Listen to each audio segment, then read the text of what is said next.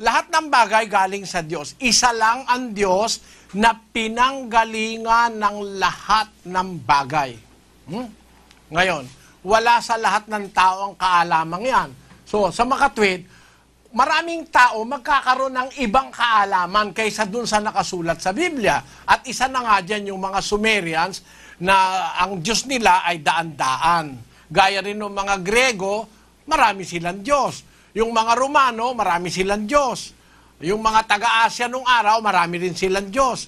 There are numerous gods being named among the Gentiles. Kaya masasabi natin na yung tinatanong mo na, totoo ba yung nakasulat doon?